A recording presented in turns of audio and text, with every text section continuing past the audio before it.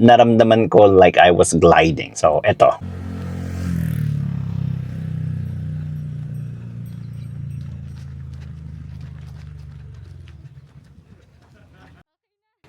So far, yan yung aking run form na syempre mag-i-improve pa yan bago pa lang tayo. Kumusta kapatid? Takboero ka na ba? Today is Friday, June 26, 2026. Kahapon, grabe yung nawalan ako ng energy. So ngayon, medyo kumain ako. Kaso hindi ko alam kung yung mga energy food Kumain ako ng mga tsokolate.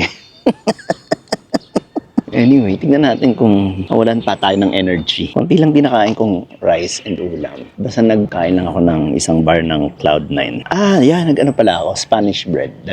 Hopefully, pwede na siya. So ayan tutuloy natin yung 6 kilometer easy. Wala na yata akong pwedeng i-excuse ngayong araw na to. Kahapon kasi, na-expect ko may progress Ngayon kaya, problema lang ngayon, parang ulan ng malakas. Kasi kanina pa walang araw since literally morning. Wala talagang araw and super cloudy and windy ngayon. And hindi ko pala nabanggit yung route na tinatakbuhan ko dito. Pasalubong ako sa malakas na current ng hangin. So hindi ko alam kung nakakadagdag ba yun sa bigat ng katawan, sa HR, sa heart rate. Ayan, so takbo na tayo habang maaga and see you later. By the way, this is Greg J. At ako ay isang takboero. Bomb!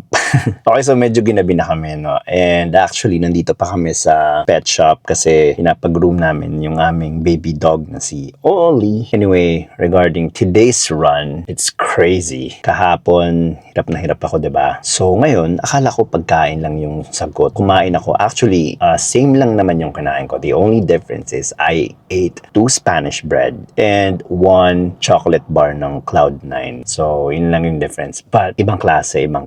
Since nakakain na ako, ina-expect ko na may energy ako, diba? So, I ran. While running, napansin ko, ba't parang hindi umaangat yung heart rate ko? Okay since hindi siya umaangat, okay, try ko kayang medyo bilisan. Nung medyo mabilis na talaga, nasa 8 pace na ako, nag-start na siyang mag-angat, so bagal na naman. For some reason, hindi siya parang katulad na kahapon na binabagalan ko, pero tumataas yung HR. This time, I can speed up without having to worry about my HR. So parang feeling ko, the food is working, I have energy. Pero hindi lang yon. I think it's the run form itself. Actually, kanina, luckily, na video ko yung aking form. And ipapakita ko siya sa inyo in a bit. Kahit papano, naramdaman ko like I was gliding. So, eto.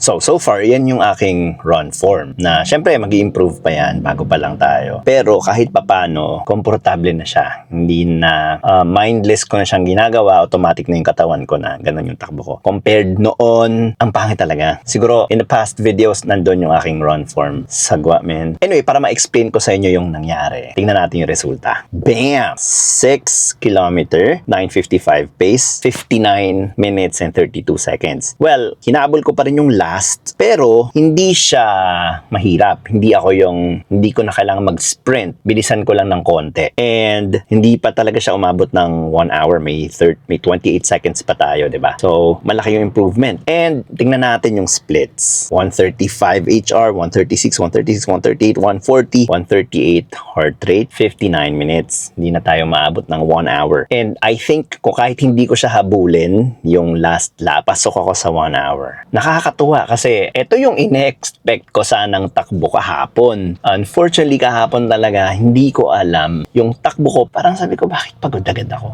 And today naman, it's so weird kasi parang hindi ako napapagod. Bilisan ko pa. Kahit nga nung hinabol ko yung sa last, nag-146 yung heart rate. Hindi pa rin siya ma-effort Hindi ko pa rin masabing in-effortan ko yung run Kasi kapag in-effortan ko siya, usually nasa 150 plus yung aking heart rate. Pero doon, 146 lang siya. Easy pa talaga.